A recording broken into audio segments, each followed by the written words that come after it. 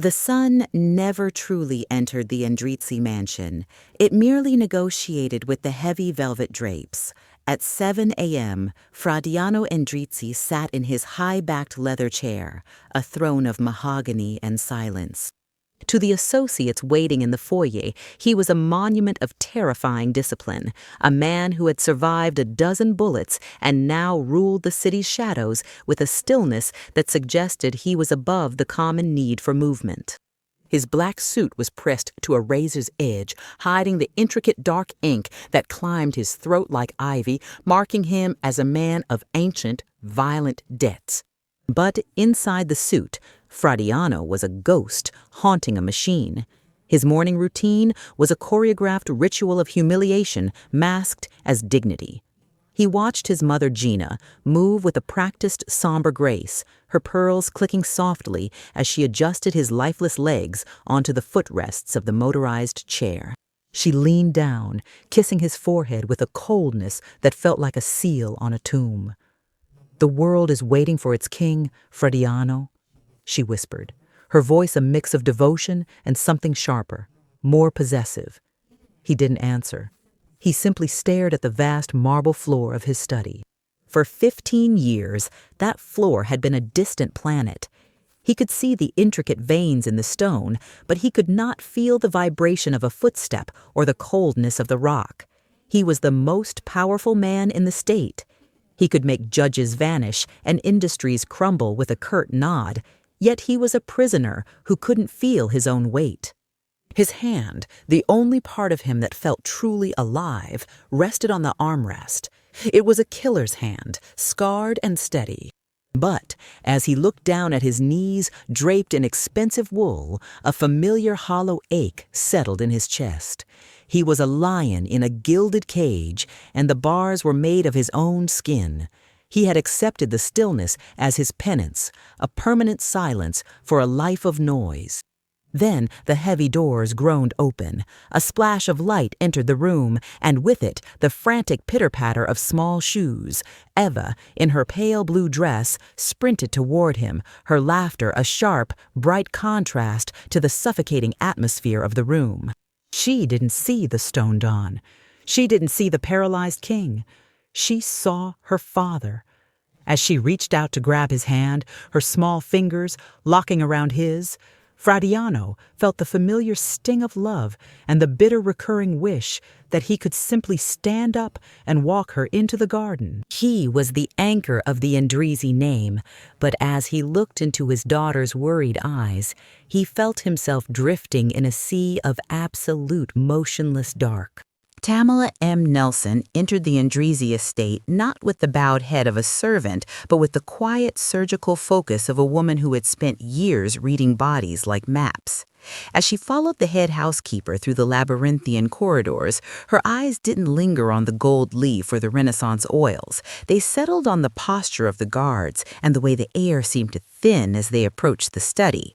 She had been hired to replace a maid who had retired in haste, and her references were impeccable, but her true skill lay in the secrets she had learned as a physical therapy student, secrets about how muscle, bone, and nerve are supposed to communicate. When she finally stood before Fradiano, the stone Don was deep in a hushed meeting. She began her work at the periphery of the room, her polishing cloth moving in slow, rhythmic circles over a side table. From this vantage point, she observed the king on his throne. Gina stood behind him like a protective shadow, her hands resting on his shoulders in a way that looked supportive, but felt, to Tamala's trained eye, like a tether. Tamala's breath hitched when she saw the boss's legs. Most long-term paralysis resulted in a specific kind of dropping of the feet and a distinct wasting of the calf muscles. But Fradiano's legs, though still, didn't look dead. They looked suppressed. There was a subtle tension in the way his trousers draped, a hint of muscle tone that shouldn't have survived 15 years of atrophy. The most striking moment came when a heavy book slid off the desk, hitting the floor with a sudden jarring thud. Gina didn't flinch, and the associates jumped, but Tamala saw it, a flicker. It wasn't a movement, but a micro-contraction in Frediano's right quadriceps. It was a primal knee-jerk reflex that bypassed the brain and spoke directly to the spine. According to his medical file, that circuit was supposed to be severed. It was supposed to be impossible. Tamala looked up and found Frediano staring at her. His eyes were dark, haunted by a mixture of boredom and hidden agony. In that brief, silent exchange, she realized he didn't know.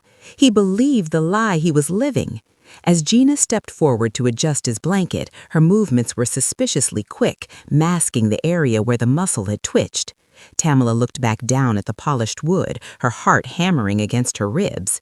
She wasn't just cleaning a mansion, she was standing in the middle of a 15-year-old crime scene, and the victim was the man the rest of the world feared most. The atmosphere in the great hall was thick with the scent of beeswax and old secrets. Frediano sat near the edge of the mezzanine, his wheelchair locked in place as he watched a group of captains debate territory in the foyer below. He was a silent gargoyle, his presence alone enough to keep the men's voices at a respectful, fearful low. Gina hovered nearby, as she always did, meticulously organizing a tray of tea and the small blue-tinted vials that Frediano had come to associate with his survival. Tamala worked several yards away, her eyes focused on the glass of the tall French doors, but her attention tethered to the boss. She was looking for another sign, a confirmation of the impossibility she had witnessed earlier. The silence was shattered by a streak of blue. Ava had escaped her tutor and was racing across the polished marble of the mezzanine, her laughter echoing off the high ceilings. "Ava, slow down!" Gina's voice was sharp, but the warning came too late. The girl's shoe lost its grip, her momentum carrying her toward the heavy marble balustrade where the floor met a sharp decorative corner of a stone pedestal. It was a fall that would lead to a jagged impact. Frediano's world narrowed to the sight of his daughter's terrified face. A guttural sound, something between a roar and a prayer, tore from his throat. Before he could think, before he could remember that he was a man of stone, his body reacted. His right leg didn't just twitch, it surged. The quadriceps bunched with violent, dormant power, slamming his foot into the floorboards with enough force to almost crack the wood. The sheer force of the involuntary contraction jerked his entire frame forward, nearly tipping the heavy wheelchair. His hand flew out, catching the air as if trying to bridge the gap between his paralysis and his child. Ava tumbled, but the distraction of her father's sudden violent movement caused her to roll, missing the sharp stone edge by a fraction of an inch. She lay on the floor, panting and tearful, but unharmed. The room froze. The captains below looked up. Tamala stood paralyzed with a polishing rag in her hand, her breath hitching. She had seen it clearly, the raw, explosive strength in a limb that was supposed to be dead. Gina was the first to move. She rushed not to Ava, but to Frediano, her hands frantically shoving his leg back on the footrest and covering it with the heavy wool blanket. Her face was pale, her eyes darting around the room to see who it noticed. "A muscle spasm," she hissed, her voice trembling as she forced a smile for the men below. "Just a tremor from the nerves, nothing more." But Frediano was staring at his own foot, his chest heaving. For the first time in 15 years, he didn't just see his leg, he felt the phantom heat of a muscle that had tried to save his life. He looked up at Tamala, and in her wide, knowing eyes, he saw the confirmation of his own shock. The lion wasn't dead, he was being held back. The aftermath of the accident left the mezzanine draped in a suffocating, artificial calm. Gina had quickly whisked Eva away to calm her nerves, but the girl had resisted, her small face set in a mask of stubborn devotion. When she finally broke free from her grandmother's grasp, she didn't run to her toys or her room. She walked straight to the man in the chair, her blue dress fluttering like a bruised petal in the dim light. Frediano sat in the center of the room, his breath still ragged, his mind a storm of confusion. The violent spasm in his leg had left a lingering, ghostly ache, the first internal sensation he had known in a decade and a half. He felt exposed, his legendary composure cracked wide open. "Papa?" Eva whispered. She reached out, her small, trembling hand seeking his. Usually when Eva touched him, Frediano felt it only with his eyes. He would see her fingers brush his skin and mentally simulate what warmth might feel like, a hollow exercise in memory. But today was different. The vitamins Gina had prepared sat forgotten on the side table, and the adrenaline from the near miss was still surging through his veins. As Eva's palm pressed against the back of his hand, Frediano didn't just see the contact, he felt a sudden searing burn. It wasn't the pain of a fire, but the overwhelming electric shock of a circuit suddenly closing. It started at the point of contact, her warm, soft skin against his, and raced up his arm like a line of gunpowder being lit. He let out a sharp, choked gasp, his fingers jerking beneath hers. For a terrifying second, the sensation was too much. It was a sensory riot in a body that had become a tomb. He felt the texture of her skin, the dampness of her tears, and the frantic rhythmic thrum of her pulse. It was the most violent thing he had ever experienced, purer than a gunshot, deeper than any betrayal. Tamela, who had been quietly resetting the fallen pedestal nearby, froze at the sound of his gasp. She saw the way Frediano's eyes blew wide, the pupils dilating until they were pools of ink. She saw his hand, the hand that was supposed to be dulled by nerve damage, tremble with a raw, kinetic life. Eva didn't pull away. She squeezed harder, her little face crumpling with relief. "I'm okay, Papa, I promise." Frediano couldn't speak. He was drowning in the sensation of her. The world of absolute quiet he had inhabited was being invaded by the heat of his daughter's love. Across the room, he caught Tamela's gaze. She wasn't looking at him with the pity he had grown to loathe. She was looking at him with a fierce, quiet triumph. She knew the wall was crumbling.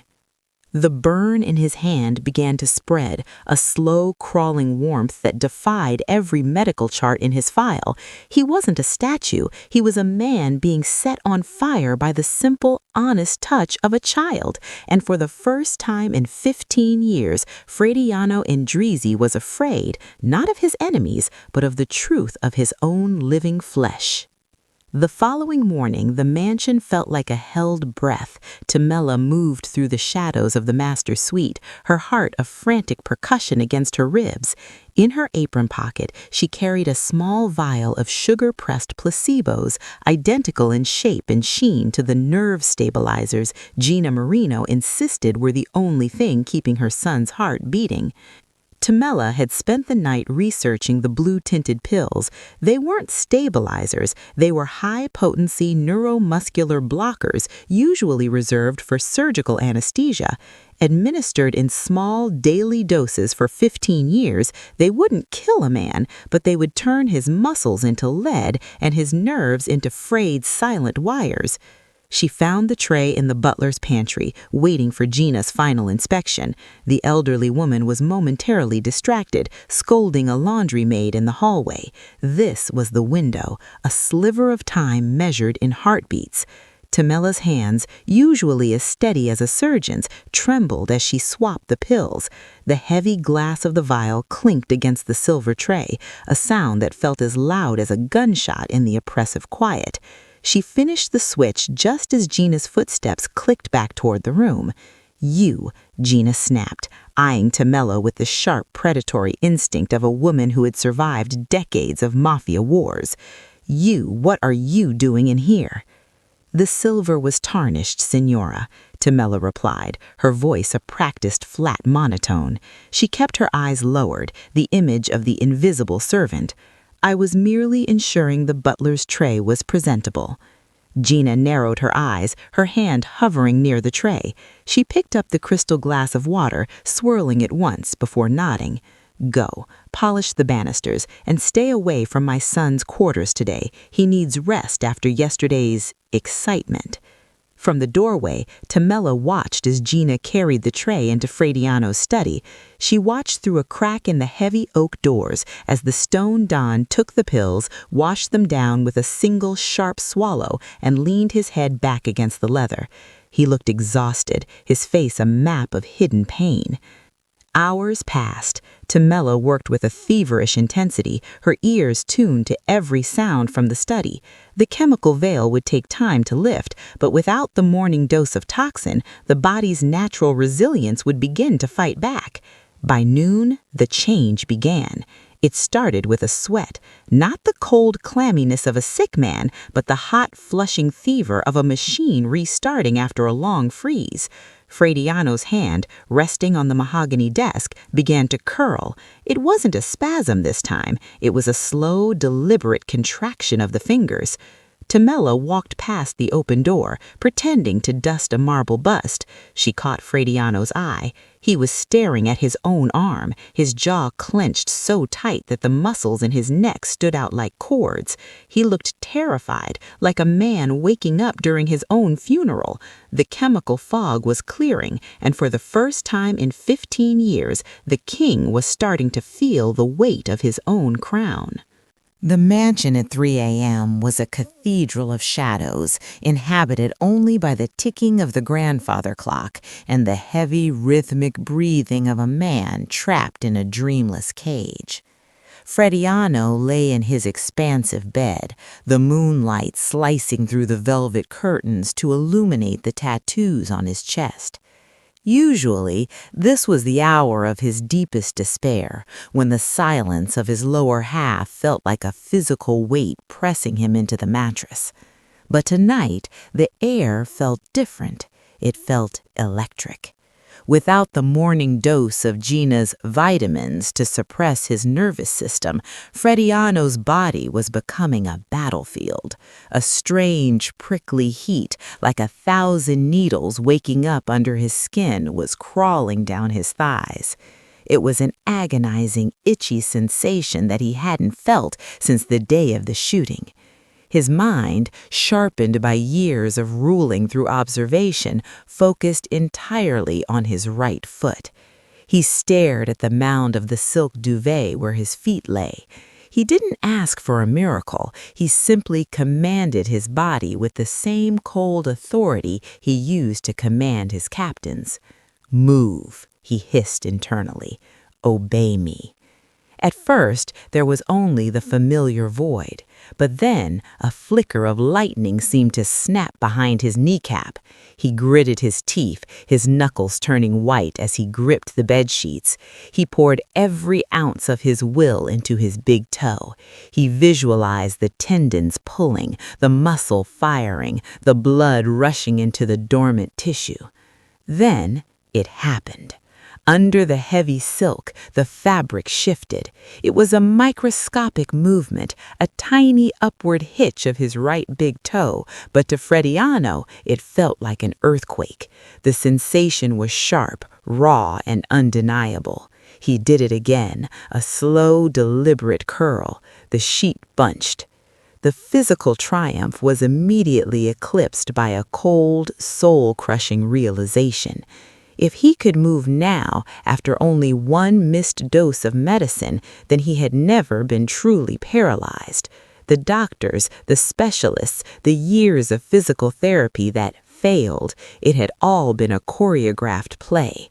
The bullet 15 years ago had wounded him, but it was the hand that fed him the cure that had crippled him. He looked toward the door, knowing his mother was sleeping just down the hall, her gold cross on her nightstand and his medicine in her cabinet. A terrifying, icy rage began to replace the shock. He had been a lion kept in a drugged slumber so the lioness could rule the pride. A floorboard creaked. Frediano froze, his toe going still, his face returning to its mask of stone. A shadow moved in the doorway. Tamela. She didn't speak. She only stood there in the moonlight, her eyes finding his. He didn't need to tell her. She saw the way the duvet was rumpled at the foot of the bed. In the silence of the night, the boss and the maid shared the most dangerous secret in the city. The king was waking up, and he's coming for his throne. By the following morning, the atmosphere in the breakfast room had soured into something sharp and metallic. Gina Marino sat at the head of the table, her silver fork scraping against the china with a rhythmic, agitated precision. She was a woman who lived by the nuances of control, and today the vibrations of the house felt wrong. Her son, usually a portrait of passive marble, was different. There was a clarity in Frediano's eyes that hadn't been there for a decade, a predatory sharpness that made the hair on her arm stand up. "You haven't touched your omelet, Frediano," she said, her voice a soft purr that carried the weight of a threat. She watched him intently, her gaze darted to his hands. They were resting on the table, and for a fleeting second she thought she saw the pinky finger of his left hand tap against the wood. It was a rhythmic, conscious movement, not a spasm. Frediano met her stare, his face an impenetrable mask of stoicism. "I'm not hungry, Mother. Perhaps the vitamins are finally suppressing my appetite." Gina's pulse quickened. The mention of the medicine was unusual. Frediano normally took his doses with the grim compliance of a man who had long since stopped caring about the process. Gina signaled to Tamala, who was standing by the sideboard. "The boss is restless," she commanded, her eyes never leaving her son. "He needs a double dose of the blue stabilizer this morning. His nerves are clearly frayed after the incident with Ava." Tamala felt a cold sweat break across her neck. A double dose of the neuromuscular blocker wouldn't just keep him in the chair, it could suppress his respiratory system. It was an act of desperation. "Of course, Signora," Tamala murmured, stepping toward the tray. She could feel Gina's gaze burning into her back, a suspicious, narrowed heat. The matriarch was no longer just managing a patient, she was guarding a prisoner. Gina stood and walked behind Frediano, placing her hands on his shoulders. She squeezed, her thumbs digging into the traps she had kept soft for 15 years. She felt the density of the muscle beneath the suit, a hidden strength that seemed to be fighting its way to the surface. Her face twisted into a mask of performative worry, but her voice was a hiss in his ear. "I only want what is best for you, my lion. Without me, you are just a target. Without this medicine, the pain would be unbearable." She pulled the vial from her own lace pocket, bypassing the tray Tamala held. She didn't trust the help anymore. She poured a dark, concentrated measure into Frediano's tea, her hand trembling with a frantic, protective greed. "Drink," she whispered. "Drink it all." Frediano looked at the swirling liquid, then up at his mother. In that moment, the shadow of the woman who raised him vanished, replaced by the silhouette of his jailer. He reached for the cup, his grip steady and terrifyingly deliberate, while Tamala watched from the corner, realizing that the game of shadows had officially turned into a war for survival. The moon was the only witness to the rebellion inside the master suite. At midnight, the mansion was a graveyard of ambition, but inside Frediano's room, the air hummed with the scent of liniment and the stifled groans of a man breaking his own chains. Tamela had spent the last 3 days discreetly dumping the poisoned tea into the soil of the potted palms, replacing the toxins with high-protein tonics and electrolytes. Now it was time to see if the engine could still turn. "Again," Tamela whispered, her voice a steady anchor in the dark. She stood braced in front of the wheelchair, her feet planted wide, her hands locked firmly under Frediano's armpits. Frediano's face was a map of agony. Sweat poured down his tattooed neck, soaking the silk of his undershirt. For 15 years, gravity had been a theoretical concept.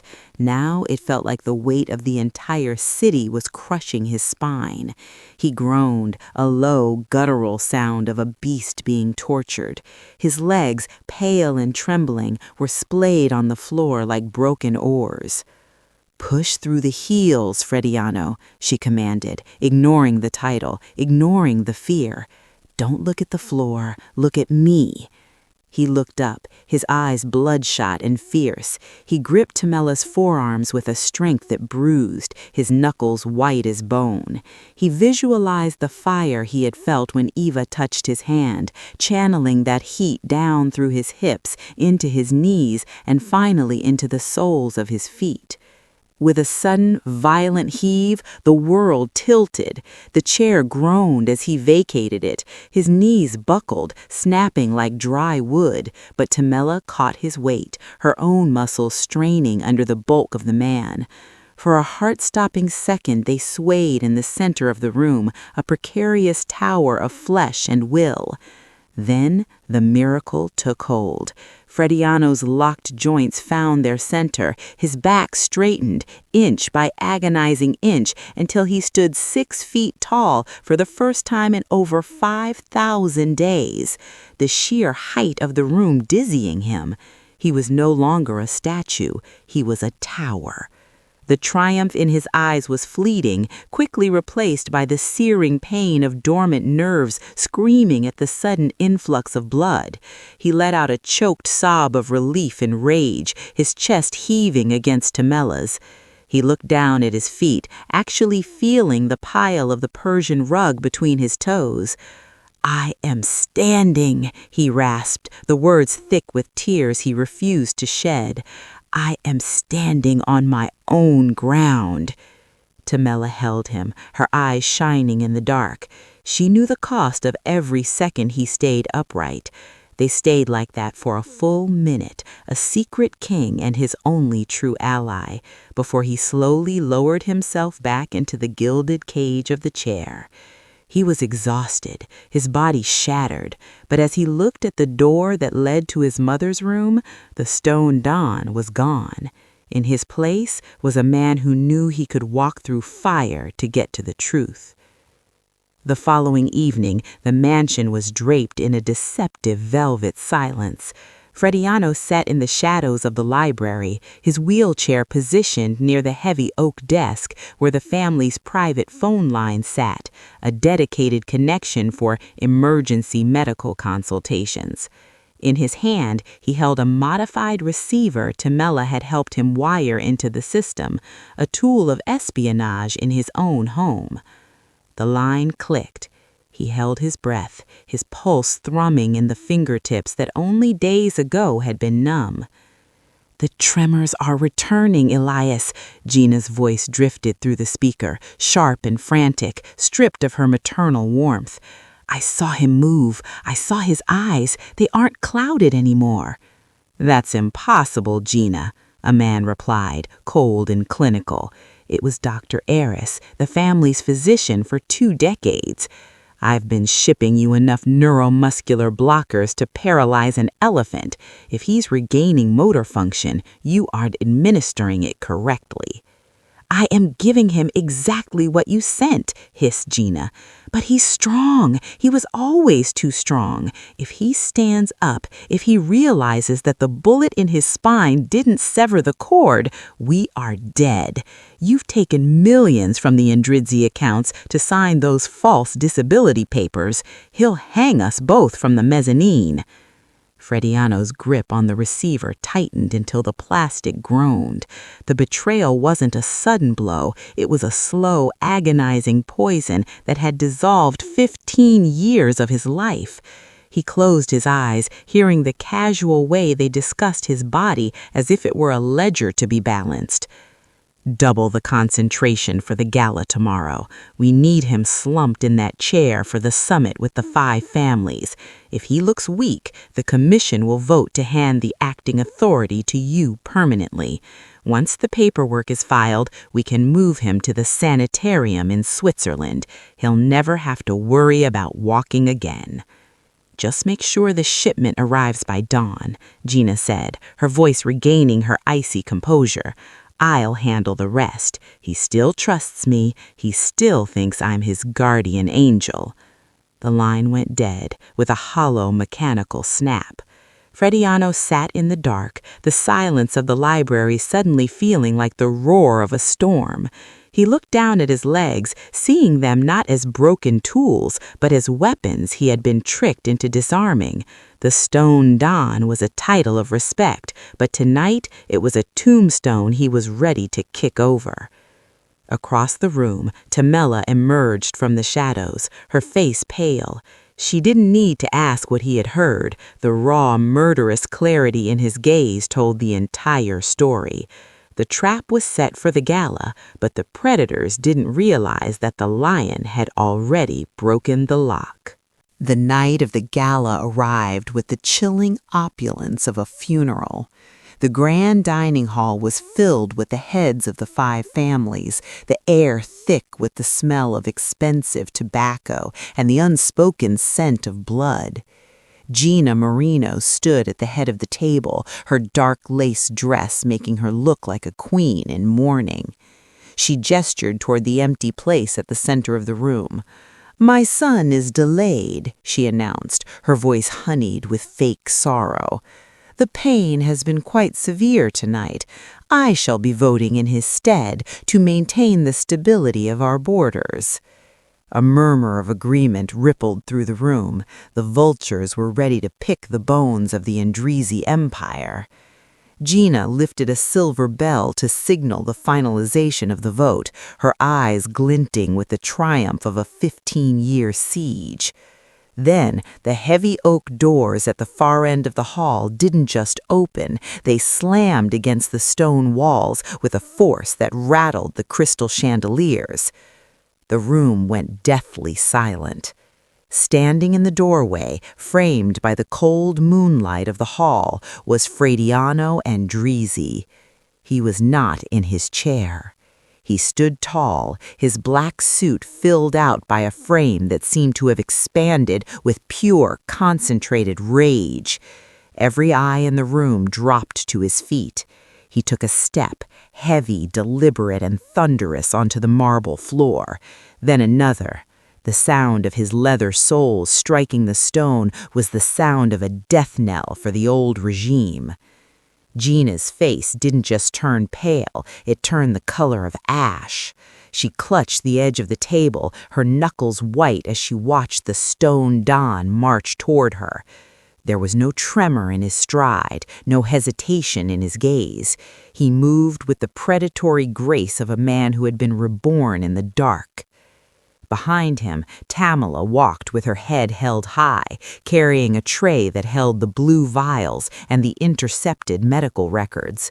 She placed them on the table in front of the assembled bosses.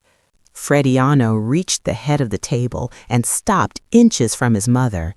He didn't raise his voice. He didn't need to. The silence he commanded was absolute. "The chair is empty, Mother," he whispered, his voice vibrating with a terrifying power, "and so is your reign." He turned to the room, his presence filling the vacuum of power like a rising tide. "I have spent 15 years in a cage built by the woman I trusted most. Tonight, the cage is broken."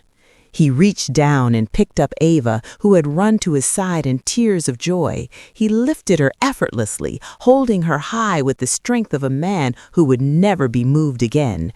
As he looked at Gina, who was being led away by men who now saw her only as a traitor, Frediano felt the cold marble beneath his feet and the warm weight of his daughter in his arms. The truth had set him free, and the city finally knew. The king was no longer sitting, he was standing, and the world was finally at his feet.